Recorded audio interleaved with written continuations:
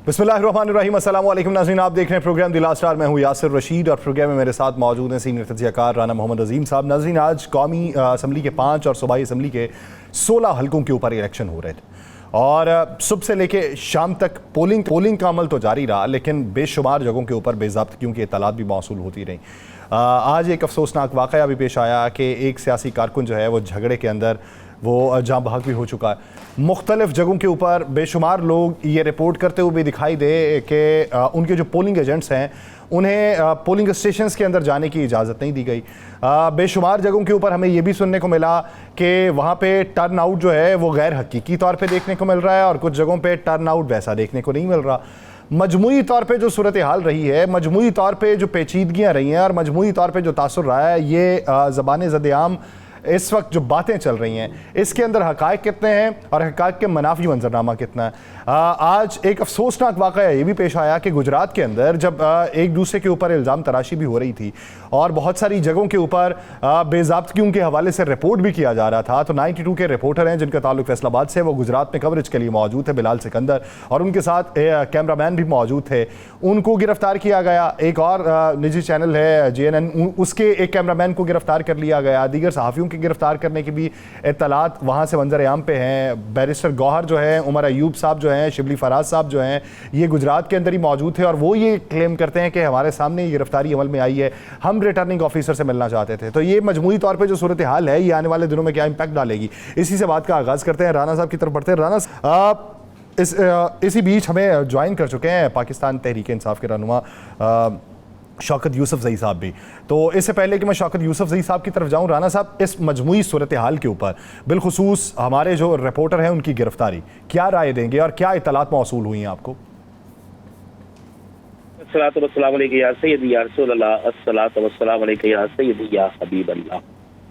यासर, एक तो मैं इसे कभी नहीं कहूँगा कि आज ज़िमनी इलेक्शन हुए। मैं किसी सूरत में ये ज़िमनी इलेक्शन जरूर हुए, लेकिन ये इलेक्शन नहीं थे, बल्कि ये एक रिजल्ट जो पहले से तैयार था माजरत से, उस रिजल्ट को अनाउंस करने के लिए एक सर्कस हो, और उस सर्कस में जिस शख्स ने इसे बेनकाब करने की कोशिश की, जिस शख्स ने इसके राह में रोड़े लटकाने की कोशिश की, उन तमाम के तमाम लोगों को गिरफ्तार किया गया, उन पर तशद्दुद किया गया और उनके साथ वो किया गया जिसकी इंतहा हुई। मेरा एक सिंपल सा सवाल है यासर, और मैं ये पाकिस्तान की तमाम सियासी क़यादत से, ये पाकिस्तान की तमाम सियासी जमातों से पूछता हूँ, किसी भी सियासी जमात को उसके नजरिए पर, उसकी कारकर्दगी पर वोट मिलता है। 8 फरवरी को इन्हीं जमातों के बड़े बड़े नामवर लोग जिन हलकों से इलेक्शन लड़े थे, जिन पे आज ज़िमनी इलेक्शन थे, वहां वो चंद वोटों से जीतते हैं। वो जिस तरह भी जीतते हैं, फॉर्म 45, 47, मैं इसकी बात नहीं करता। 8 फरवरी के बाद बिजली की कीमतें बढ़ती हैं, पेट्रोल की कीमतें बढ़ती हैं और पाकिस्तान के अंदर बेरोजगारी में इजाफा होता है, महंगाई में इजाफा होता है, और फिर उन नशिस्तों पर तीसरे दर्जे के लोग जो है वो इलेक्शन लड़ रहे हैं, उनके अचानक वोट बढ़ जाते हैं और उनकी जो नंबर 1 क़यादत है वो चंद वोटों से जीतती है। तो इससे तो सबको ये क्लियर और साफ समझ आ जाती है कि ये इलेक्शन नहीं था, बल्कि वो नारा था कि साडी गल हो गई है, पहले 8 फरवरी को हुई थी तो हूँ 21 अप्रैल को हो गई। ये वो इस इलेक्शन को तो मैं इस नीयत से देखूंगा। बाकी आपने बात की जो एक सानिया, बहुत बड़ा ये सानिया है, बात यह है कि 92 के 3 लोग अभी तक अगवा हैं। CNN का कैमरामैन अभी तक अगवा है, शिबली फराज साहब, बैरिस्टर गौहर साहब, उमर अयूब साहब। इनकी कवरेज करना और वहां पर जहां पर मुबैना धांधली हो रही है उसे बेनकाब करना, ये जुर्म बन गया। मुझे बताएं, इलेक्शन कमीशन ने कार्ड जारी किया कि आप जाएं, आप पोलिंग स्टेशन के अंदर भी जाएं, पोलिंग स्टेशन के बाहर भी जाएं, आपको एक मुकम्मल इख्तियार हासिल है। आप मुदाखलत नहीं करेंगे, आप सिर्फ बेनकाब करेंगे, आप निशानदही करेंगे कि कहां पर क्या हो रहा है। तो इसको जब जहां पे जो गलत हो रहा था, जब उसकी निशानदेही की गई, तो हमारे रिपोर्टर जो हैं, हमारे कैमरामैन जो हैं, JNN का जो कैमरामैन है वो अभी तक अगवा है। और अभी वज़ीर इत्तलात से जब बात हुई हमारी, तो उन्होंने कहा जी मैं चेक करती हूँ कि इन्हें किस जुर्म में पकड़ा है। मान ले, उन्होंने कहा जी एक वीडियो ऐसी वायरल हुई है जिसमें प्रिजाइडिंग ऑफिसर से वो कुछ पूछ रहे हैं। तो मुझे एक बात बताएं, आप प्रिजाइडिंग ऑफिसर अगर एक मीडिया से सवाल का जवाब देता है तो ये क्या जुर्म है? क्या वो किसी और मुल्क का प्रेसिडिंग ऑफिसर था? क्या उसका ये लिखा हुआ है कहीं पे कि आप उससे सवाल नहीं कर सकते, या वो किसी मीडिया से बात नहीं कर सकता? क्या ये किसी जगह है लिखा हुआ? क्या ये कानून में मौजूद है इस चीज को? चले इसी पे शामिल राय, इसी पे शामिल गुफ्तगू, बस आर्टिकल हो गई है, ये वो चीज क्या है? शामिल गुफ्तगू और शामिल राय कर लेते हैं शौकत यूसुफजई साहब को। शौकत यूसुफजई साहब, आप गालिबन 3 बार रहे हैं, सदर रहे हैं खैबर यूनियन के, जो जर्नलिस्ट की यूनियन है। आप इस मौजूदा सूरत हाल में आप क्या समझते हैं कि एक सहाफ़ी की जिम्मेदारी क्या है, पैराया क्या होना चाहिए, और अगर इस तरह का रिएक्ट हमें देखने को मिले तो हमारा फिर आगे से रिएक्शन कैसा होना चाहिए? बहुत शुक्रिया, अस्सलाम वालेकुम। देखें, पहली बात तो ये है कि ये बड़ी अफसोसनाक बात है और मुझे बहुत ही अफसोस हुआ, क्योंकि जो पीटीआई के वर्कर थे उनके खिलाफ तो 2 दिन से क्रैकडाउन शुरू हो चुका था, गिरफ्तारियां हो रही थी, उनके खिलाफ जाली मुकदमे दर्ज हो रहे थे। जो जलसा हुआ हमारा, उसमें आपने देखा कि सैकड़ों लोगों के खिलाफ मुकदमा दर्ज हुए। दूसरी तरफ PMLN का जलसा हुआ, उसके खिलाफ कुछ नहीं।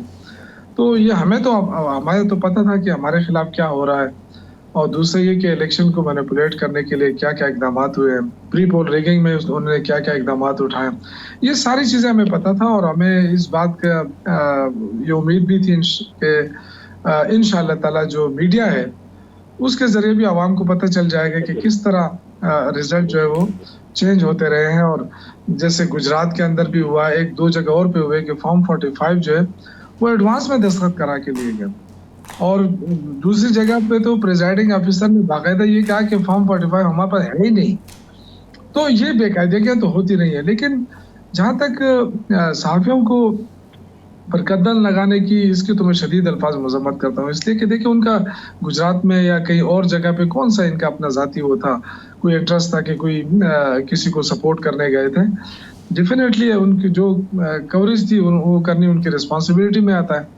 और बदकिस्मती है कि इस मुल्क के अंदर आइन कानून सब कुछ ख़त्म हो गया। राना आज़िम साहब कह रहे थे कि तो ये इसीलिए ये जो गैर कानूनी काम हो रहे हैं वो इसलिए कि हम बहैसियत कौम हम इस चीज़ को मानते जा रहे हैं, बर्दाश्त करते जा रहे हैं, और इसलिए ये एक जमहूरियत भी एक बराए नाम रह गई है इस मुल्क के अंदर।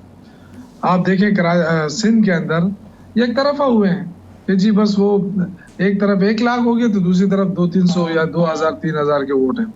तो ये सारी चीज़ें हम देख रहे हैं कि ये चीज़ ठीक नहीं हो रहे।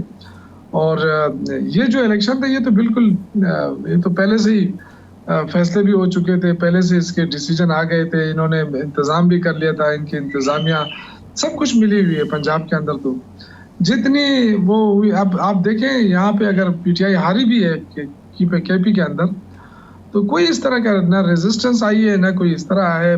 जो जिस तरह लोगों ने वोट डाले हैं बस डाला है, किसी को ये नहीं कहा कि जी जाके आप रिजल्ट चेंज कर दें या इन्फ्लुएंस डाल दें इसके ऊपर क्योंकि एडमिनिस्ट्रेशन हमारी थी, ऐसा हरगिज़ नहीं है।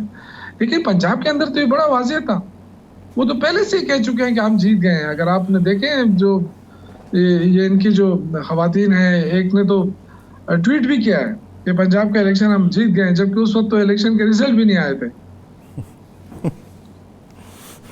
यूसुफ, बिल्कुल आप दुरुस्त कहते हैं। एक नहीं 6 ट्वीट हुए ऐसे जो अभी इलेक्शन के रिजल्ट आना शुरू नहीं हुए थे और जिसमें ट्वीट कर दिए गए थे। अब कब तक हम ये बर्दाश्त करेंगे, ये कौम कब तक ये सिलसिला जारी रहेगा? क्या सियासी जमातें इकट्ठे बैठकर एक इलेक्शन के मुनसिफाना इलेक्शन के किसी काम पर इकट्ठी नहीं हो सकती? और ये पाकिस्तान के अंदर जो हो रहा है, जो अब आइंदा आने वाले दिनों में बर्दाश्त से बाहर हो जाएगा, जो हमें खदशा जाहिर हम कर रहे हैं, ये कभी कोई दुरुस्त करेगा? देखें, एक चीज मैं आपको बताऊं सर, ये जो इनके जो रिजल्ट जिस तरह इन्होंने चेंज किए, आप देखें लोग 2 चीजों पे वोट देते हैं ना, या तो लीडरशिप के ऊपर वोट देते हैं या किसी पार्टी की परफॉर्मेंस बहुत जबरदस्त होती है। इस वक्त ये सूरत हाल है कि नवाज शरीफ, ये हालात थी कि वो तो मैदान में ही नहीं आ रहा अभी, उसको तो छुपा के रखा है क्योंकि आई डोंट नो कि उसकी क्या वजह हो सकती है। वजह क्या हो सकती है? तो मैदान में शौकत यूसुफजई साहब आने वाले हैं ना। ये अभी जरा ये बताते हैं कि पार्टी मुशावरत के बाद वो चीन ने उन्हें दावत दी है दौरे की, और वो चीन के दौरे के ऊपर जाएंगे 1-2 रोज में। जी, क्योंकि वो देखें, वो तो इसाक डार को बनाया इसलिए किया ना कि इनको दौरे कराए, चक्कर लगाए, वो तो एक अलग इशू है ना। मैं ये कहना चाहता हूँ कि इतनी महंगाई है इस मुल्क के अंदर, और उसकी सारी जिम्मेदारी जो है वो शहबाज शरीफ गवर्नमेंट के ऊपर आती है। तो आप मुझे बताएं कि PMLN को वोट कहाँ से पड़ रहा है? इतनी महंगाई के लोग दवाइयाँ दे रहे हैं, इनसे एक रोटी कंट्रोल नहीं हो रही। ये हमारे ऊपर हंसते थे, लंगर खाने खोल रहे हैं इमरान खान, लोगों को मुफ्त खाने खिला रहा है। आज ये एक रोटी जो है इनसे कंट्रोल नहीं हो रही है, और एक रोटी के लिए तंदूर फिर रहे हैं। और मजे की बात है कि तंदूरचों को प्रेशराइज किया जा रहा है कि जी रोटी सस्ती करें, जहां से आटा सस्ता होना है उनको कुछ नहीं कह रहा है। तो ये चीज है कि अब वो कहता है कि जोर टूटता है तो गरीब के ऊपर, तो ये गरीबों के ऊपर जुल्म ना करें। आप अपने देखें, सब्सिडी दे गवर्नमेंट या कुछ करे, जो तंदूरची है वो भी गरीब लोग हैं, उनको सब्सिडाइज किया जाए और फिर आवाम को फैसिलिटेट किया जाए। तो ये कि जो पीछे से गंदम, अगर आटा महंगा मिल रहा है उनको, तो उसके बारे में गवर्नमेंट खामोश है। तो ये मैं एक अर्ज करना चाहता हूँ कि देखिए यहाँ पे भी हम लगे हुए हैं, खैबर पख्तूनख्वा के अंदर भी, लेकिन हमें एहसास है कि आटा जो है वो अल्लाह करे कि सस्ता हो जाए। एक वक्त में शहबाज शरीफ साहब मेरे हलके में आए थे बिशाम में, तो उन्होंने तकरीर की थी कि मैं आटा सस्ता कर रहा हूँ, अगर सस्ता नहीं कर सका तो बिशाम के लोगों, शांगले के लोगों, मैं अपने कपड़े बेच के सस्ते करूंगा। नहीं, उसने ये नहीं कहा था शायद यूसुफजई साहब, वो आप भूल गए हैं। उन्होंने कहा था मैं आपके कपड़े बेच दूंगा। हाँ, वो तो नहीं, वो उनके हो सकता है स्लिप ऑफ टंग हो गई थी कि उन्होंने अपना जिक्र कर दिया ना, तो बाद में फिर वो कपड़े शायद बिके नहीं, या कुछ उनका कसूर नहीं था, बिके नहीं होंगे, और ना ही उसकी इतनी बोली लगी होगी। देखिए ये तो इमरान खान का है ना कि अगर वो एक कागज का टुकड़ा भी उठा ले, उस पर दस्तखत कर ले, तो वो भी करोड़ों में बिक जाता है ना। तो शायद इन्होंने भी कहा होगा कि चलो लोग, हो सकता है मुझे ऑफर दे दें, मैं टीवी पे ऐलान कर देता हूँ। ऑफर आई नहीं उनको, तो वरना वो ऑफर क्या नहीं। हमें तो ये बताया जाता है कि 800 वाला सूट भी मिलता है और वो भी पहना जा सकता है। जी, 800 वाले सूट के साथ फिर 44 लाख है कि क्यों नहीं, कितने लाख का, वो 1.5 लाख है कि 2 लाख के शूज भी है ना। कि ऐसा वो तो बैलेंस किया जा सकता है ना। शौकत यूसुफजई साहब, ये बताएं कि KP में जो नशस्त हाथ से निकली, उसकी वजह क्या समझते हैं? उसकी वजह बड़ी क्लियर है। उसकी वजह ये है कि देखें, ये जो बंदा खड़ा था ये भी PTI का था, और वो भी PTI के नाम पर ही वोट मांग रहा था। फिर दूसरे कि रेहान ज़ेब, अल्लाह उनको बख्शिश नसीब करे, वो जब शहीद हुए तो डेफिनेटली आवाम की, और स्पेशली जो PTI के वर्कर थे, उनकी सपोर्ट उनको हासिल थी। और वो और मेरे ख्याल से जो लीडरशिप को बताया भी गया था कि टिकट इनको मिलना चाहिए, लेकिन जाहिर है वो एक पॉलिसी बनी थी कि जो लोग तारिक इंसाफ के साथ रहे हैं और वो पहले से MPA MNA रहे हैं और वो इस मुश्किल वक्त में पार्टी को उन्होंने नहीं छोड़ा है, तो हम उस पे फंस गए, तो इसलिए टिकट उनको दिया गया। वरना अदरवाइज पार्टी ने काफ़ी हद तक फैसला कर लिया था कि रेहान ज़ेब को टिकट मिलना चाहिए। अक्सरियत ने ये राय दी थी, लेकिन चूंकि पार्टी पॉलिसी ये बनी थी कि जो लोग मुश्किल वक्त में पार्टी नहीं छोड़ी है, खान साहब के साथ खड़े रहे हैं, तो टिकट उनको मिलना चाहिए। तो इस पॉलिसी के तहत उनको टिकट मिला। अदरवाइज बिल्कुल ये मैं समझता हूँ कि ज्यादती हुई है। टिकट रेहान ज़ेब के फैमिली को मिलना चाहिए था, और ये PTI ने ही वोट दिया है। PTI आपको पता है, वर्कर जो है खैबर पख्तूनख्वा के, गलत फैसले को वो मानते ही नहीं है, चाहे वो पार्टी की लीडरशिप फैसला करे या कोई और करे। ये फैसला शुरू से हमें पता था। शौकत यूसुफजई साहब, खान साहब की रहाई कब तक देख रहे हैं? देखिए, अगर आप इस पे जाएं कि उनके खिलाफ मुकदमे क्या है, तो सारे जाली हैं, उस पर तो कोई वो नहीं। अगर वो सही उसकी हेयरिंग हो जाए और जज साहिबान पूरा टाइम दे के, तो मुझे नहीं लगता कि वो हफ्ते 2 हफ्ते से ज़्यादा जेल में रहे। लेकिन डेफिनेटली मुश्किलात पैदा की जा रही है। जैसे कुछ दिन पहले मुलाकातियों के लिए उनके आगे शीशा रखा गया, फिर वो जब तनकीद हुई तो वो शीशा हटा दिया गया। तो ये कोशिश तो कर रहे हैं कि खान को किसी तरीके से तोड़ा जाए, किसी तरीके से उनसे कंप्रोमाइज़ किया जाए, किसी तरीके से उनको ऑफरें भी मिल रही हैं अंदर। लेकिन मेरे ख्याल से खान साहब जो है ना, मुझे नहीं लगता है, मैं जहाँ तक उनको जानता हूँ 96 से मैं उनके साथ हूँ, मैं नहीं समझता कि वो कंप्रोमाइज़ हो जाएंगे। वैसे अगर मेरी ज़ाती राय माने ना तो वो और हो सकती है, लेकिन खान साहब जो है वो नहीं मानेंगे। मुझे नहीं लगता है कि वो कंप्रोमाइज़ हो जाए। अच्छा, यूसुफजई साहब, इन दिनों में हमें ये देखने को लगता है कि मौजूदा सूरत हाल में पाकिस्तान मुस्लिम लीग के भी कुछ रहनुमा हैं जो पार्टी के खिलाफ बयान दे रहे हैं, और आपके भी कुछ रहनुमा हैं जो एक दूसरे के बारे में बातें कर जाते हैं जलसों के अंदर, प्रेस टॉक्स के अंदर। तो पार्टी प्लेटफॉर्म जो है अब वो किस ज़िबन के अंदर रह चुका है, उसका काम क्या होगा अगर वहाँ पे तहफ़्फ़ुज़ात का इज़हार करने की बजाय अवामी सतह पे तहफ़्फ़ुज़ात होंगे? देखिए, दोनों में फ़र्क है इस वक्त। पीटीआई की चूंकि ज़ाहिर है लीडरशिप जेल में है, जो सीनियर लीडरशिप है वो अभी तक साइड पे है। जो आपके सामने लीडरशिप नज़र आ रही है वो बिल्कुल ही नई लीडरशिप है। तो उनमें हो सकता है कि ये डिसिप्लिन का फुकदान हो, लेकिन ये कि उनका कोई ज़ाहिरी या बातिनी कोई ऐसा सच एजेंडा नहीं है कि एजेंडे के तहत ये हो रहा है। लेकिन पीएमएलएन के जो लोग तनकीद हैं वो बिल्कुल एजेंडे के तहत हो रहा है। वो शायद या अच्छा, आपको वो एजेंडा लगता है? तो मैं तो समझ में बहुत नाबल्द हूँ, मुझे तो इतनी समझ नहीं है, ना ही मैं वो बयान कर सकता हूँ अपनी समझ के मुताबिक। मुझे आपकी राय उस पर चाहिए। लेकिन इसी बीच हमें जमीयत उलमा इस्लाम फे के सीनियर रहनुमा कामरान मुर्तज़ा साहब भी ज्वाइन कर चुके हैं। कामरान साहब बहुत शुक्रिया आपके वक्त का। कामरान साहब, बात हो रही है आज के ज़िमनी इलेक्शन के हवाले से। ज़िमनी इलेक्शन में मजमूई सूरत हाल जो आपने देखी है, जो खबरें पहुंची हैं, उसके ऊपर क्या राय रखते हैं? एक तरफ से पाकिस्तान तहरीक इंसाफ ने यह भी इल्ज़ाम लगाया कि इन्होंने जो प्रिजाइडिंग ऑफिसर्स हैं उनसे फॉर्म 45 के ऊपर पहले ही दस्तखत करवा लिए हैं। इस तरह के इल्ज़ाम भी हैं। बहुत जगहों पे पोलिंग एजेंट्स को पोलिंग स्टेशन में ना जाने के हवाले से भी इल्ज़ाम हैं। मजमूई तौर पे आप तासुर क्या देखते हैं इस ज़िमनी इलेक्शन का, जो जनरल इलेक्शन से मुख्तलिफ हो? देखिए, आम तौर पे होता ये है कि जब ज़िमनी इलेक्शन होते हैं, अगर नॉर्मल सूरत हाल हो तो वो जो पार्टी इन गवर्नमेंट होती है वो उसमें ज़्यादा कन्वीनियंट होता है वो इलेक्शन लड़ना। इसमें वोटर निकलता भी आम तौर पे कम है, तो ये मसाइल होते हैं। मगर वो धांधली जो है वो एक जिस तरह से जारी थी उसी तरह से जारी है। अब तो तक जो है ना वो शायद इन्होंने इस बात से अपने हाथ नहीं उठाए कि धांधली ख़त्म करेंगे। वो जहाँ पे जो कुछ हो सकता है और जो कर सकता है, जो अपने ताकत के बल पे, वो अपना किरदार अदा कर रहा है। मेरे पास ऐसी रिपोर्ट्स भी हैं कि जिसमें जो है वो लोग रिजल्ट लेके जो है ना वो अपने इलाकों तक, अपने आरओ तक नहीं पहुंच पा रहे हैं, पीओज जो है।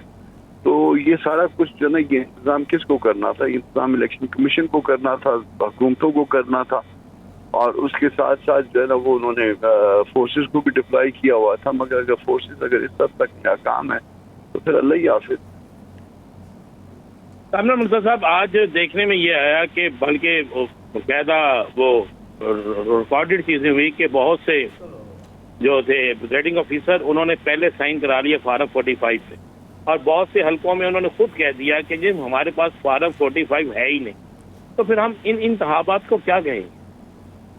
देखिए, ये कंप्लेंट जो है जनरल इलेक्शन में भी थी। उन्होंने कहा कि जी वो भिजवाया ही नहीं है, फार्म 45 भिजवाया नहीं है, और पता नहीं कौन कौन से फार्म नहीं भिजवाए।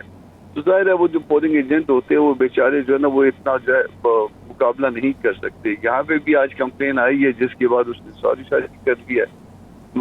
ये सारी कंप्लेंट्स जो है ना वो पहले भी हैं, और ये भी हैं फार्म 45। मैं अभी एक केस इलेक्शन का पढ़ रहा था जिसने 14 वोट लिए हैं, उसके एक तरफ जो है ना वो मजीद 14 लगा दिए, 1414 हो गए। जिसने 20 वोट लिए हैं उसके दूसरी तरफ 16 लगा दिए और वो 1620 हो गए। अब जाओ साबित करते रहो, लोगों को ट्रक की बत्ती पीछे लगा दो कि इलेक्शन जो है ना वो चाहे इलेक्शन ट्रिब्यूनल में करें। इलेक्शन ट्रिब्यूनल का तो इतना टेक्निकल काम है कि वो 90% केसेस जो है ना टेक्निकलिटीज पे खारिज हो जाते। तो वो कहना कि नहीं जी रेमेडी तो प्रोवाइडेड है ना, रेमेडी उस रेमेडी के तहत है। बात बड़ी आसान थी। फॉर्म 46 को देखना है। फॉर्म 46 में ये होता है कि जो कुछ भिजवाया होता है मटेरियल, इलेक्शन कमीशन ने वो फॉर्म 46 में होता है वो, और उसके बाद जो है ना वो जो कुछ आप वापस करते हैं वो भी उसमें होता है। उसके मुताबिक ऑडिट होता है और उसको आसान सा करने, मजीद आसान सा करने, ऑडिट के साथ साथ तो वो फ्रांजिक करवा लीजिए वोटों की, आपको 90% हल्के जो है ना वो जीरो हो जाएंगे। 90% हल्के आप जीरो समझते हैं। शौकत यूसुफजई साहब, क्या समझते हैं कि अगर इस तरीके की बुनियाद के ऊपर किसी भी ट्रिब्यूनल में चले जाएं, आप अपीलेट ट्रिब्यूनल में चले जाएं, हाई कोर्ट में चले जाएं, तो जवाब क्या होगा सिर्फ इल्ज़ामात के अलावा? देखिए, मैं तो ऑलरेडी गया हूँ इलेक्शन कमीशन ना, मुझे तारीख पे तारीख मिल रही है, अभी 24 तारीख मिली है, और मैं समझता हूँ कि मैं यही जाके अपने वकील से मैंने कहा कि इस दफ़ा उनसे कहो कि जी मुझे तारीख ना दें, मुझे बस हरवा के बस स्टैंप लगा दें कि जी आप हार गए, जाएं। क्योंकि तारीख पे तारीख देने की क्या मसला है, क्योंकि मैं तो फिर वो बहुत सारी चीज़ें, इस इलेक्शन का सबसे जो बड़ा इशू था वो शायद हुकूमत ने ये समझ लिया था कि अगर ये ज़मीनी इलेक्शन पीटीआई या जीतती है हमसे तो उनको पंजाब के अंदर, तो फिर पीटीआई का बयानिया बड़ा मजबूत हो जाएगा कि ये तो इसका मतलब है कि जनरल इलेक्शन में भी पीटीआई ज़्यादा सीटें ले गई थी। तो इस वजह से उन्होंने पूरा जोर लगाया है कि किसी तरीके से पीटीआई जीते ना, वरना इनको क्या जरूरत है? आप मुझे बताएं कि इनकी कोई हुकूमत तो नहीं चाह रही थी, पंजाब में भी इनकी हुकूमत थी, मरकज में भी इनकी हुकूमत, इनको क्या जरूरत थी धांधली कराने की? फेयर एंड फ्री इलेक्शन करा देते। लेकिन इन्होंने इस बयानिया को कमजोर करने के लिए कि जब हम अपना बयानिया पेश करेंगे, जी देखें हमने तो ये इलेक्शन जीत लिए, इसका मतलब है कि जनरल इलेक्शन में भी हम जीते हैं। राना साहब, जी बिल्कुल आपकी बात दुरुस्त है, लेकिन अब कब तक ऐसा चलेगा? मुस्लिम देखें, जमीयत उलमा इस्लाम भी खुल के मैदान में आ गई है, आप भी मैदान में आ गए हैं। क्या कभी पाकिस्तान के अंदर एक मुनसफाना इंतखाबात हो सकेंगे? देखिए, मैं समझता हूँ कि मुनसिफाना इलेक्शन जब तक नहीं होंगे तो ये मुल्क इसी तरह पॉलिटिकल इंस्टेबिलिटी का शिकार रहेगा, और ये हमने देखा है। बदकिस्मती है ना ये कि हम समझते हुए भी कि हमारी माशी गिरावट किस हद तक गई है, वहाँ हमारी सरमायाकारी ख़त्म हो रही है, लोग बाहर जा रहे हैं। अब ये देखो, ये तो थैंक सऊदी अरब जो है वो इस मौके पे आया है और $5 अरब की सरमायाकारी का हमें वो दिया है। अच्छी बात है, हम वेलकम करते हैं, हमें हमेशा सऊदी अरब ने मुश्किल वक्त में साथ दिया। लेकिन और क्या सूरत हाल है? आप देखें इस वक्त कितनी अजीब सी गुमगू की सिचुएशन है इजराइल और ईरान के सिचुएशन में। हम कहाँ खड़े हैं? हमारा तो कोई वो नहीं है। हम हमेशा अमेरिका के इत्तेहादी रहे हैं, और अमेरिका हमारे साथ क्या कर रहा है? अभी भी 4 कंपनियों पे पाबंदी लगा दी, और फिर भी हम अमेरिका के साथ दे रहे हैं। दूसरी तरफ रशिया है, वो हमें गैस भी सस्ती दे रहा है, वो हमें पेट्रोल भी सस्ता दे रहा है। ईरान भी हमें गैस सस्ती दे रहा है, लेकिन हम नहीं, हम कहते हैं कि नहीं, अमेरिका हमारा इत्तेहादी है। तो कहीं ना कहीं देखिए, हमें ये डिसीजन लेने पड़ेंगे, और अपने मुल्क को आगे ले जाने के लिए हमें ये साफ शफाफ इलेक्शन की सबसे बड़ी बात, ओवरसीज पाकिस्तानियों को इन्वॉल्व करना पड़ेगा। ओवरसीज पाकिस्तानियों को हम इलेक्शन में इन्वॉल्व नहीं कर रहे हैं, हम उनको दूर रख रहे हैं, जबकि सारे रेमिटेंसेस वहां से आ रहे हैं। पाकिस्तान को कितने वो डॉलर जो है वहां से आते हैं, और उसकी वजह से हमारी मईशत में संभल जाती है। लेकिन उनको हम वोट का हक नहीं दे रहे, जबकि कोई मुश्किल काम ही नहीं है। ये हुकूक से दूर रखेंगे तो फिर उनका इंटरेस्ट भी कम होता जाएगा। कामरान मुर्तज़ा साहब, आप लोग तहरीक चलाना चाहते हैं, अगर मौलाना फजलुर रहमान साहब को देखें तो उन्होंने क्लियर कट कहा है कि 2018 की निस्बत 2024 की जो हुकूमत है ये बड़ी धांधली वाली है, और इस हुकूमत के खात्मे तक हम एहतजाज करेंगे। हुकूमती वज़रा ये कहते हैं कि मौलाना साहब को मना लिया जाएगा, चंद दिनों का गुस्सा है उनका ख़त्म हो जाएगा। अगर वो मनाने के लिए आते हैं तो क्या समझते हैं कि उन्हें किस बात का जाम है कि वो समझते हैं मना लेंगे? बात यह है कि अगर मानना होता तो मियां नवाज शरीफ आ चुके, मियां शहबाज शरीफ आ चुके, पीपल्स पार्टी के वफूद आ चुके, तो मानने वाली बात नहीं है। और फिर हमारा कोई जाती झगड़ा भी नहीं है, खुदा ना खास्ता कोई हम उनसे नाराजगी कोई जात की मामले के हवाले से तो नहीं है। हम उनका एहतराम करते हैं, वो हमारा एहतराम करें, हम सब एक दूसरे का एहतराम करते हैं। बात इतनी सी है कि इलेक्शन दुरुस्त हुए या इलेक्शन गलत हुए। अगर दुरुस्त हुए हैं तो इसको लेजिटिमेसी मिलनी चाहिए, गलत हुए हैं तो इसको जो स्क्रैप करके फिर नया इलेक्शन होना चाहिए, और नई जो भी हुकूमत आए वो अपने 5 साल पूरे करें। इसके लिए बड़ा आसान सा काम है, ऑडिट करवा लीजिए, फ्रांसिक करवा लीजिए, 10% हल्कों को खोलते हैं पूरे मुल्क में हर सूबे की बुनियाद पे, और उसके बाद जो भी रिजल्ट आएगा उसकी बुनियाद को जो ना हम मान लेंगे फर्ज करें 10% का रिजल्ट ये आया कि जी हमारे खिलाफ आ जाता है जो कुछ हम कह रहे हैं, हम कहेंगे कि जी ठीक है हमारा नैरेटिव गलत था, हमने मान लिया आपको, आप 5 साल हुकूमत करिए, हम आपको सैल्यूट करते हैं, हम अपोजिशन में बैठ के आपके साथ ताउन करेंगे, अदरवाइज आप स्टेप डाउन हो जाएंगे। कामरान मुर्तज़ा साहब, बिल्कुल आपने कहा जो है कहीं कोई ऐसा रास्ता है कि अगर वो कहे कि इस दफा आप बैठ जाएं, हम बैठ कर कोई मामला हल कर लेते हैं, लेकिन हमें 5 साल गुजारने दें। हम बैठ के मामला हल करना चाहते हैं, मगर बैठ के मामला हल इलेक्शन का ऑडिट करना चाहते हैं। बात तो चोजन रिप्रेजेंटेटिव्स की है, चोजन लोगों ने जो है मुल्क को चलाना है। इस दफा तो इस दफा ये कहेंगे हम तो बारी ले लेने देते, दूसरी दफा दूसरे की बारी है, फिर तीसरी दफा तीसरे की बारी है। आप चोजन है या नहीं है? पब्लिक को जहाँ तक आप पब्लिक की बात करते हैं, पब्लिक हमने कल भी जो है ना वो डिमॉन्स्ट्रेट करके बताया कि पब्लिक हमारे साथ है। ये देखिए जिस जगह पे हम खड़े हैं एक जिले का जलसा था और उस जिले के जलसे में हमने डिमॉन्स्ट्रेट करके बताया कि ये लोग ये जिले के अंदर हम इतने लोग इकट्ठे कर सकते हैं। तो पता नहीं हमारे वोट क्यों अल्लाह को प्यारे हो जाते हैं।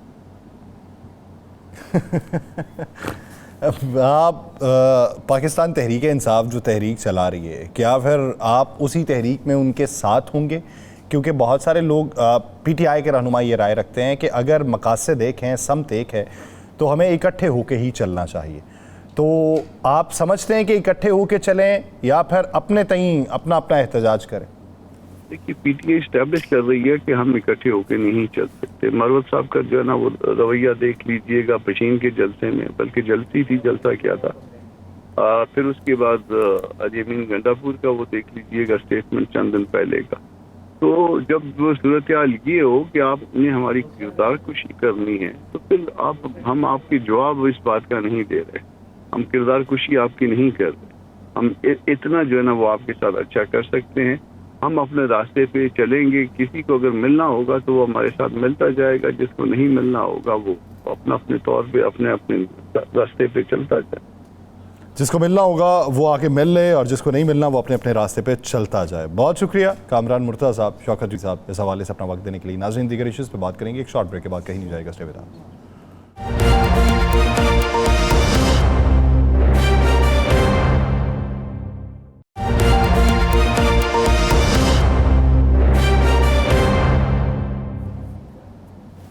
ब्रेक के बाद खुश आमदीद नाज़रीन। ब्रेक से पहले कामरान मुर्तज़ा साहब और शौकत यूसुफ़ज़ई साहब ने जिस हद तक मंजरनामे को बयान किया है और उसके ऊपर अपनी राय का इजहार किया है, और जहाँ पे कामरान मुर्तज़ा साहब ने ये बात भी की है कि मकासद तो एक हैं तहरीक चलाने के, लेकिन जब आप किसी दूसरे को रिस्पेक्ट नहीं देंगे और जब आप किसी दूसरे के बारे में की गई बातों के ऊपर कोई जवाब नहीं देंगे और किसी को खामोश नहीं करवाएंगे और जलसों के अंदर उसकी तशहीद भी करेंगे तो तब साथ में बैठना मुश्किल हो सकता है।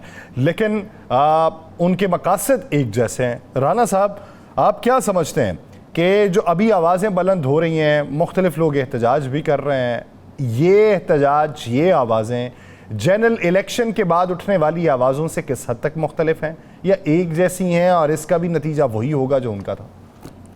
नहीं, अब नतीजा वो नहीं होगा। या सर एक बात ध्यान में रखिएगा, जनरल इलेक्शन में जो आवाज़ें उठी वो आवाज़ें अगर ये इस इलेक्शन को ये मुनसफाना इलेक्शन करवा देते तो शायद वो आवाज़ें दब जाती, शायद उन आवाज़ों की जो दमक थी वो कम हो जाती, शायद वो आवाज़ें जो थी वो उस तरह ना रहती और इलेक्शन कमीशन पर लगने वाले इल्ज़ामात वो गलत थे या सही थे और हुकूमत पर लगने वाले इल्ज़ामात गलत थे या सही थे वो ख़त्म हो जाते थे। लेकिन मुझे लगता है कि जैसे एक पूरी प्री प्लानिंग के साथ ये सब कुछ किया गया और ऐसा सब कुछ किया गया है कि जैसे हुकूमत को फंसाने का एक प्लान है। मुझे एक बात बता दें, मैं बड़ा हैरान हूँ कि शहबाज शरीफ जिस हल्के से इलेक्शन जीतते हैं, शहबाज शरीफ एक नाम है 600 की लीड से, अब उसी हल्के से एक ऐसा उम्मीदवार जो पहला इलेक्शन लड़ रहा है उसे आप 4000 की लीड से जिता रहे हैं।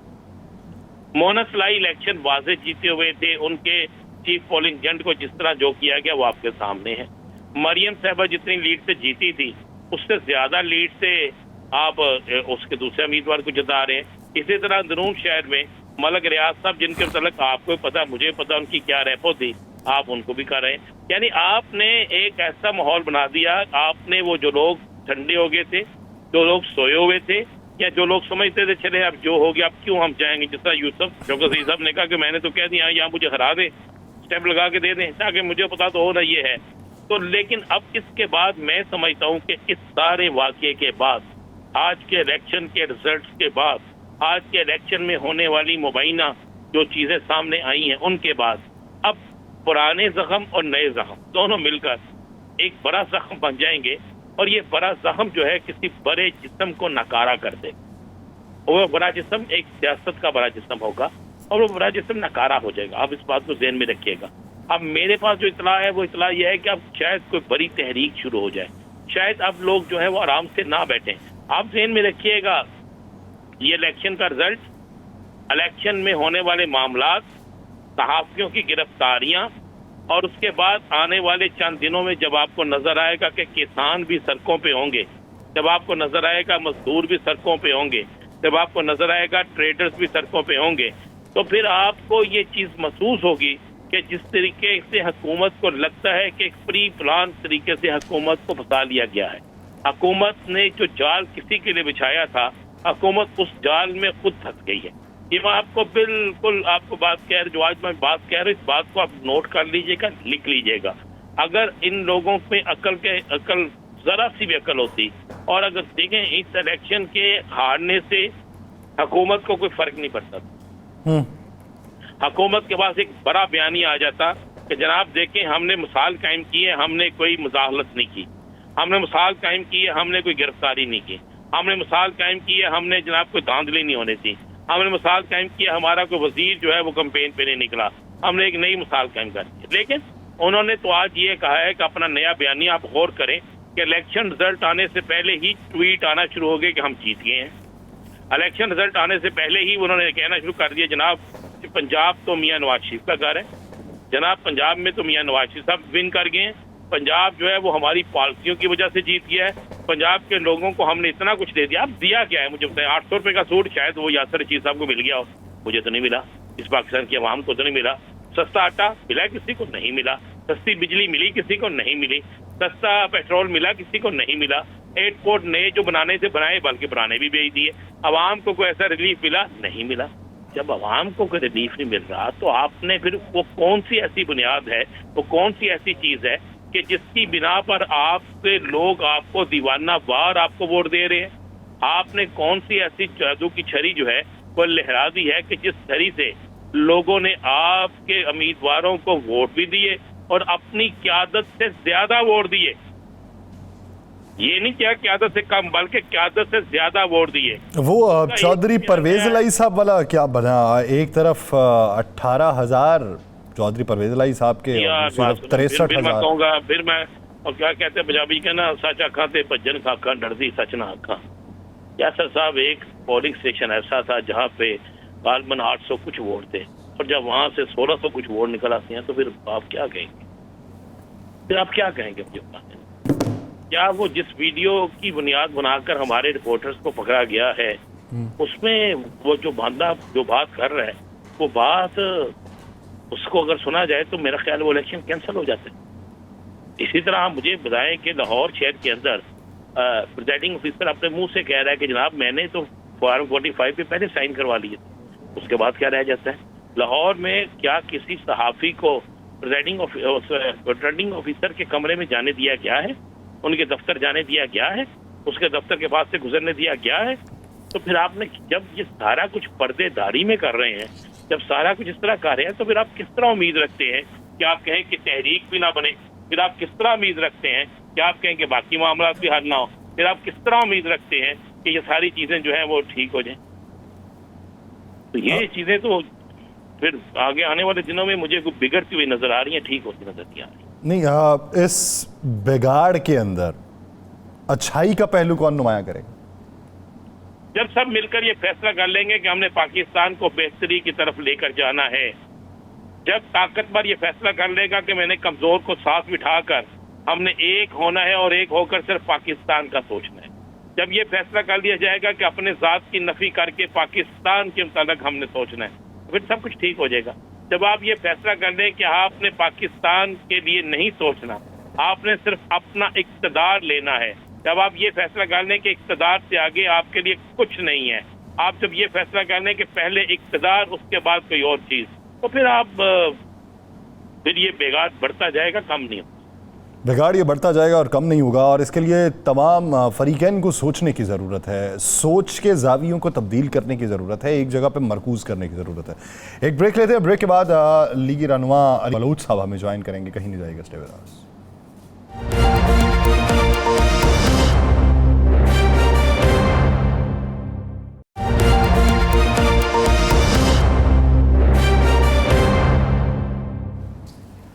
ब्रेक के बाद खुश आमदीद नाज़रीन।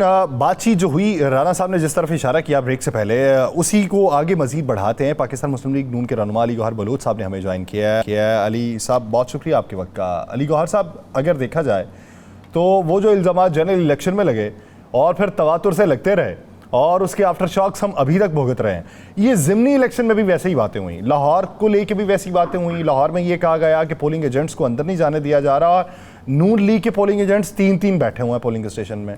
गुजरात के अंदर भी यही हुआ और इस ज़िमन के अंदर तो वीडियो बनाने पे हमारा एक रिपोर्टर जो 92 का है उसे भी गिरफ्तार कर लिया गया। ये बातें इस तरह की फिर रिपोर्ट हुई, उसके पीछे वजूहात क्या समझते हैं आप? समझते हैं कोई प्रोपेगेट कर रहा है, कोई फंसाने की कोशिश कर रहा है, नून लीग के खिलाफ बयानियां बनाने की कोशिश कर रहा है? बिस्मिल्लाहिर्रहमानिर्रहीम।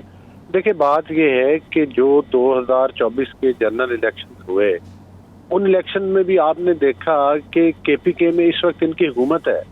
इसके बरक्स 2018 के इलेक्शन थे, वाज़ेह अक्सरियत होने के बावजूद भी पंजाब में हमारी हुकूमत ना बनने दी गई और आरटीएस सिस्टम की भीड़ पूरे मुल्क पर चढ़ा दिया गया।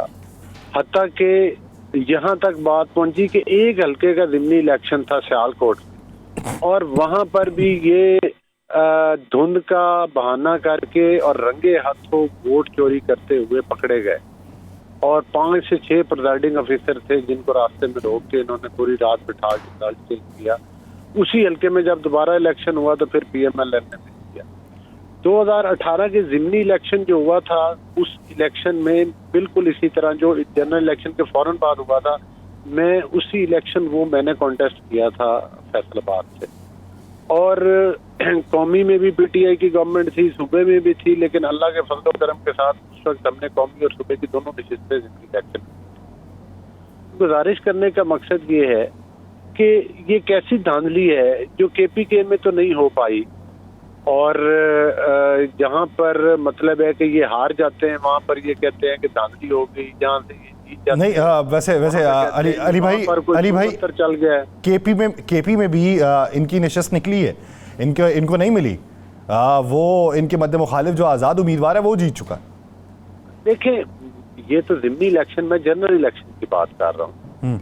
दूसरा मैं ये गुजारिश करूंगा कि देखें, जिस तरह से आपने रिपोर्ट्स की, जाती तौर पर आपको पता है कि जो कैंडिडेट्स होते हैं उनकी जाती एफर्ट होती है। हाँ, किसी न किसी जगह शिकायत हो सकती है, जिस तरह से इनको शिकायत है, पीएमएल के लोगों को भी शिकायत है, जनरल इलेक्शन के हवाले से भी हमारी शिकायत है, लेकिन हमने प्रॉपर फोरम्स पर जाकर शिकायत की है और उन फोरम्स की तरफ देख रहे हैं और हम तो करते हैं कि वहां से इंसाफ मिलेगा। लेकिन ये तहरीक की बातें करने वाले, देखें, तहरीकें इस तरह नहीं चला करती। पिछले 4 साल हमने प्रोटेस्ट किया, एक आईनी और कानूनी किरदार अदा किया। हमने कोई 9 मई जैसे वाकयात नहीं किए। नवाज शरीफ साहब की हुकूमत को एक दफा नहीं, कई दफा तोड़ा गया, कई दफा उन्होंने पाकिस्तान के लिए और वोट के लिए और सारा कुछ के लिए स्टैंड लिया, अपनी हुकूमतों का नुकसान उठाया, लेकिन इसके बावजूद आप देखें कि हम कौमी धारे में मौजूद रहे। पिछला इलेक्शन हर किसी को पता है कि ये इलेक्शन चुरा के आए थे और हमने असम्बली के अंदर भी एक जमहूरी किरदार अदा किया, असम्बली से बाहर भी किया, प्रोटेस्ट भी किए, लेकिन उन प्रोटेस्ट में आज तक कोई एक शीशा नहीं टूटा, एक गमला नहीं टूटा। लेकिन इसके बरक्स धरने, लॉकडाउन, ग्रीन बेल्ट जला दो, हत्ता के 9 मई के वाकयात में तो पाकिस्तान के बदतरीन दुश्मन ने भी इस तरह पाकिस्तान के साथ किया। अब इनको पंजाब के अंदर जो नताइज नजर आए हैं, अल्हम्दुलिल्लाह हुकूमतों ने डिलीवर करना शुरू किया है। मरियम नवाज साहिबा की शबाना रोज मेहनत है, जिन IMF के कर्जों से ये मना करते हैं वो अल्हम्दुलिल्लाह किसी मंतकी इंजाम तक पहुंचने के लिए तैयार हैं। सऊदिया ने जो है आपकी कई शोबों में इन्वेस्टमेंट्स की जो है वो मतलब है कि वो आमादगी का इजहार कर दिया है, वो आखिरी मराहल में है और इन्फ्लेशन रेट भी किसी हद तक थोड़ा ही सही लेकिन कम हुआ अच्छा, और पाकिस्तान के मुआशी इशारे बेहतर हो रहे हैं, जाहिर है लोगों का एतमाद बहाल हो रहा है हुकूमत के ऊपर। इसके बरक्स पिछले 3.5-4 साल जब इनकी हुकूमत रही, इन्होंने तो पाकिस्तान में सियासी इंतजार फैलाया, पाकिस्तान की मईशत को तबाह किया। तो इन हालात से अब लोग कंपैरिजन कर रहे हैं कि फर्क क्या था। अली गौहर साहब, अगर आप ये कहते हैं कि लोगों का एतमाद बहाल हो रहा है, मजमूई तौर पे सूरत हाल देखें तो आप जिस इलाके से वाबस्ता हैं उस इलाके के कुर्बो जवार में गंदम के जो किसान हैं उनसे ज़रा पूछिए कि ये मौजूदा सूरत हाल में उन्हें क्या तजब्जुब है, उन्हें क्या परेशानी है। वो ये कहते हैं कि हुकूमत ने जो सरकारी रेट मुहैया किया हुआ है उस मुकर्रर करदा रेट के ऊपर हुकूमत ख़रीद नहीं रही हमसे। बारदारी की अगर कीमत देखें तो उसकी कीमत को देखते हुए 3500 रुपये में हमें फ़ी मन पड़ती है और पिछले साल हम 3900 किया था। स्प्रे स्प्रू सारा कुछ बढ़ गया। अगर इसी एतमाद की बात करनी है तो ये ब्रायलर का गोश्त, ये नान बाई एसोसिएशन अगर लाहौर के अंदर आप देख लें, वो हमने ख़बरों के अंदर तो ज़रूर देखा है, लेकिन कुर्बो जवार में जितने भी तनूर है वहाँ पे कीमत कम नहीं हुई। तो ये जो चीज़ें हैं जिसमें नीचे तक प्राइस कंट्रोल कमेटीज़ को फाल नहीं किया जाता या मैकेनिज़्म नहीं अपनाया जाता, और एक ऐसे वक्त में कि जब आप गंदम भी तब दरामद कर रहे हैं कि जब पाकिस्तान के अंदर कटाई का मौसम है। और कल कैसर अहमद शेख साहब इस बात का इतराफ़ करके गए हैं कि गलती हुई है, हमें गंदम इस वक्त दरामद नहीं करनी चाहिए थी। तो ये जो चीज़ें, इसका जवाब कौन पेश करेगा? देखिए, बात ये है कि जो गंदम के एग्रीमेंट हुए थे वो सबका जो निगरान हुकूमत थी उसके दौर में हुए थे और अभी जाहिर है वो मैच्योर हुए हैं। आप उन चीज़ों को जो है वो मतलब है कि ख़त्म नहीं कर सकते, लेकिन उससे कोई मसला नहीं है। अगर पंजाब हुकूमत ने ये ऐलान किया है कि वो गंदम के रेट का, तो पंजाब हुकूमत इंशाअल्लाह ताला उस रेट पे खरीदेगी। अभी तो सीजन स्टार्ट हुआ है, जाहिर है कि कोशिश यही है कि हम गंदम का एक एक दाना खरीदें ज़मींदार से जो बेचना चाहते हैं गंदम को। लेकिन उसके लिए आपको पता है कि एक जामे हिकमत अमली बनाई गई है फर्स्ट टाइम, ताकि जो मिडल मैन है उसका किरदार ख़त्म करने के लिए ऑनलाइन जो है वो बोरियां हासिल करने के लिए बाकायदा एप्लीकेशन। अच्छा, अली गौहर बलूच साहब, ये आप ये बताइए कि आपके इलाके में जितने किसान हैं कितने उनमें से ऐसे हैं, चलें ठीक है जो बड़े ज़िम्मेदार हैं उनको तो ज़रा हाव नाव होगी, बच्चे पढ़ लिख गए, ये जो 2-4 एकड़ वाले हैं उनमें से कितने लोग ऐसे हैं जो ऑनलाइन आगाही रखते हैं कि किस तरीके से अप्लाई करना है, क्या कुछ करना है? नहीं, हर घर में अब वो मसला नहीं है, बच्चे हैं, पढ़े लिखे हैं और वो सहूलत अब हर जगह पर मौजूद है। कम से कम इस लेवल पर तो मुझे यकीन करें कि एज आ एक सियासी वर्कर की हैसियत से एक भी शिकायत नहीं है कि हम एप्लीकेशन नहीं दे पा रहे। ये अब कोई इशू नहीं है, अब अवेयरनेस काफ़ी ज़्यादा है, वो इशू नहीं है। हाँ, अलबत्ता ये चीज़ ज़रूर पाई जाती है, जाहिर है कि ज़िम्मेदार को इस वक्त बिजली के रेट महंगे हैं और इशूज़ हैं, उनको हुकूमत एड्रेस कर रही है। वफाकी हुकूमत और सूबाई हुकूमत आप आने वाले चंद माह में देखेंगे कि किसानों और ज़िम्मेदारों के लिए बहुत बड़ा पैकेज लेकर आ रहे हैं, जिसमें जो ज़रूरी आलात हैं उस पर सब्सिडीज दी जा रही हैं, जिसमें 5 लाख रुपए तक जो वो कर्जा है वो बगैर गारंटी के, मतलब आईडी कार्ड के ऊपर किसानों के उसकी वेरिफिकेशन के ऊपर दिया जाएगा। इसके अलावा दीगर जो सोलर सिस्टम है, ख़ास तौर पर चूँकि पानी बड़ा कास्टली पड़ता है फसलों के लिए बिजली के रेट्स की वजह से, तो वो सोलर पैनल को सब्सिडाइज करके और उस पर एक साथ में उन लोगों से पैसे लिए जाएंगे ज़िम्मेदारों से। तो बहुत बड़ा वो आपकी जो आपने सही निशानदेही की है, ये तमाम सहूलतें जो है इनमें छोटे ज़िम्मेदारों को प्रायोरिटी दी जा रही है, बड़ों को, ताकि अब पंजाब में ज़्यादा तो छोटा ज़िम्मेदार है जो 5 एकड़ का मालिक है, 10 एकड़ का मालिक है, 15 एकड़ का मालिक है।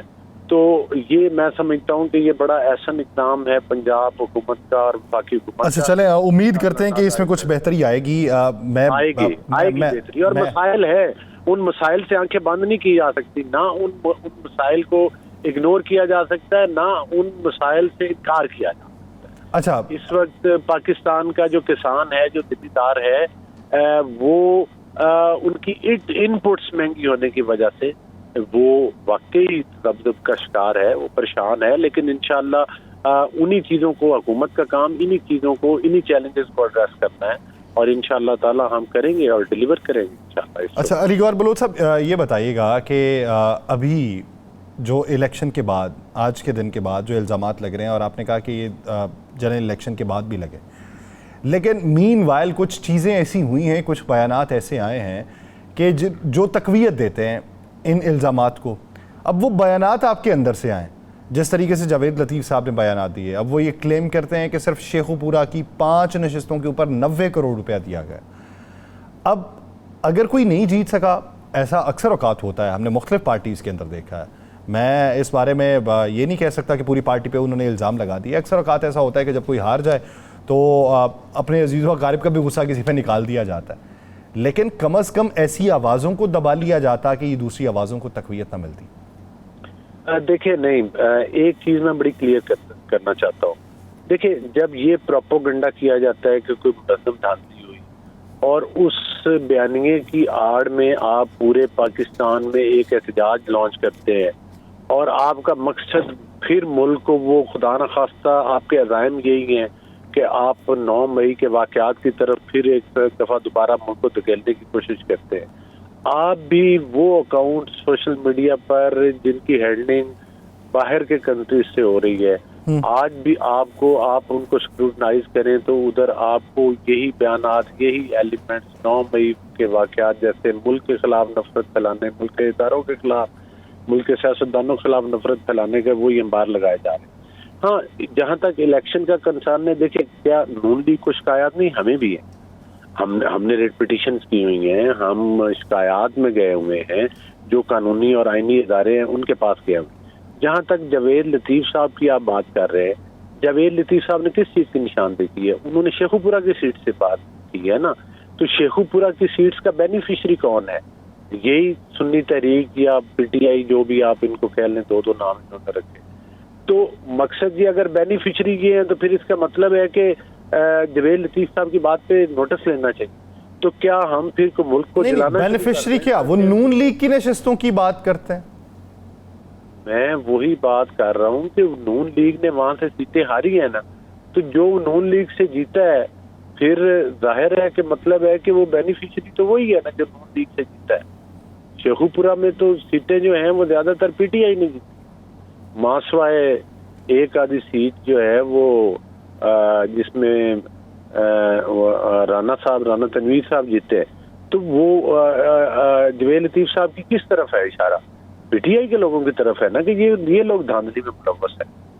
और जाहिर है कि उन बातों का नोटिस लेना चाहिए और उन पर तहकीकात होनी चाहिए। लेकिन इसके बावजूद मैं समझता हूँ कि जिसके जहाँ पर इस तरह से सिर्फ जावेद लतीफ़ साहब तो नहीं, और काफी लोग हैं, मैं भी अपने इलेक्शन के सिलसिला में जो है ईसीपी में गया हूँ, तो बात करने का मकसद है जरूर जाएं, वो आईनी हक है, लेकिन आईनी तरीके का ये कह देना कि पूरा पाकिस्तान हम जीत गए थे, जो सीटें आप जहाँ से हारे हैं वहां पर धांधली हो गई है, जहाँ से आप जीते हैं वहां पर आप इतने, तो जो धांधली उन सीटों पर हो सकती थी वो केपी के और बाकी सीटों के ऊपर भी हो सकती थी।